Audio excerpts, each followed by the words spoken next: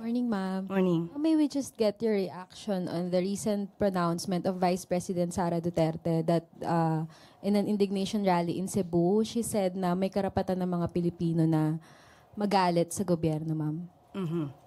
Unang-una, nakakalungkot po na mula sa pangalawang pinakamataas na leader ng bansa ay mukha pang nag-i-encourage siya sa mga tao na magalit sa gobyerno.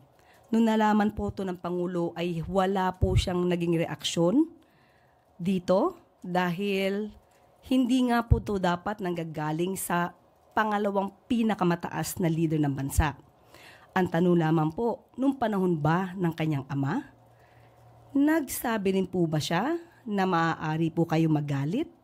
Lalong-lalo na po nung ang kanyang ama ay nabansagan at nabigyan po at kinilala bilang most corrupt noong 2017. Matatandaan niyo po ba yun? Nung, kailan po? Noong 2016 ay runner-up lamang ang Pangulo. Ito. Noong 2016, runner-up lang si Pangulo bilang most corrupt. Siya ay kinilala ng Organized Crime and Corruption Reporting Project. Pero noong 2017 ay nag-level up si dating Pangulong Duterte at siya na po yung naging awardee at kinilala ng People of the Year being the most corrupt.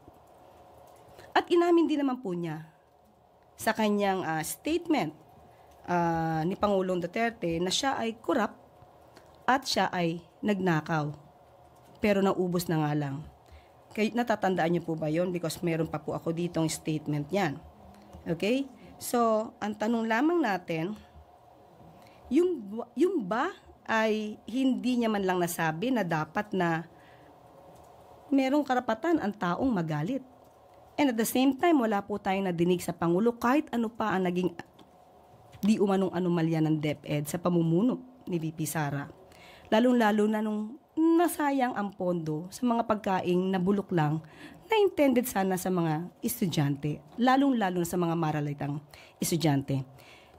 So being the Vice President, siya bilang Vice President, mas maganda po sana kung siya ay mag-encourage sa mga tao na makipagtulungan na lang instead of having this feeling of hatred against the government. Mas maganda po na sabay-sabay sana tayong umangat kesa sa may mga ibang tao na gusto magpabagsak ng gobyerno. She's arguing that it's part of freedom of expression. Yes. Wala po tayong masasabi kung kanyang ine-express ang kanyang damdamin. Pero bakit naman ngayon lang? Mas marami naman din pong nangyari nung panahon ng kanyang ama. So parang ang pag-encourage po ba niya na magalit ang tao, meron po ba itong link doon sa sinasabing destabilization? At pinapatungkulan palagi na ang taong bayan ay dapat nang kumilos laban sa gobyerno.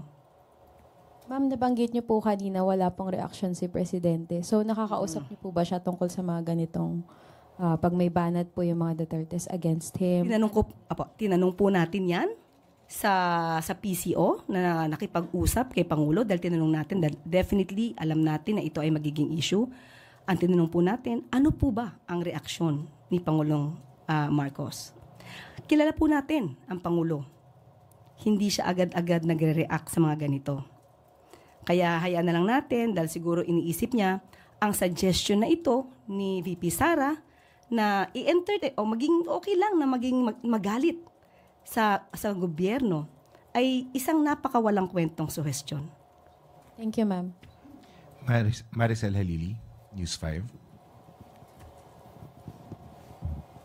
Ma'am, magandang umaga po. Good morning. Ma'am, you mentioned earlier about destabilization. What do you mean by that? Meron po ba kayong natanggap na information about anything about the staff? Wala tayong formal na impormasyon na may destabilization, but mapapansin po natin sa kanilang mga statements kapag sila nagrarally, nag-uudyok sila ng galit, nag-uudyok sila sa mga tao na ito ang paniwalaan dahil ang gobyerno ngayon ay abusive at excessive. Doon pa lamang po ay makikita natin, mararamdaman natin kung saan sila papunta. Alvin Baltazar, Radyo Pilipinas.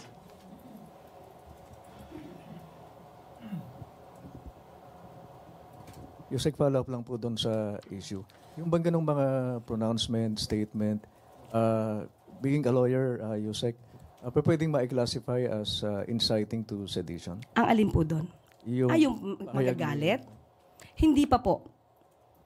Maybe one step towards that. Pero hindi pa po. Salamat po, Yusek. Sam Medinilla, Business Mirror.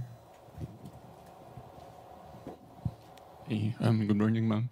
Na-mention po nila na mas gusto po nila sana na si Vice President Sara Duterte na mag-focus on doon sa mga statements na makakatulong productive for the government.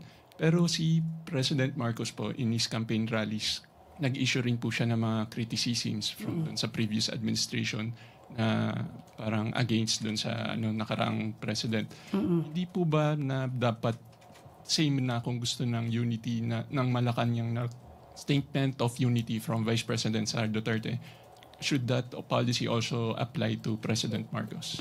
Tandaan natin, kung mapapansin ninyo at kung matatandaan ninyo, ang mga binanggit sa una kick-off rally ng Pangulo ay naaayon naman sa records. Naaayon naman sa pangyayari. At ang isa sa pinag-usapan na natin to, ang tingin natin sa isa sa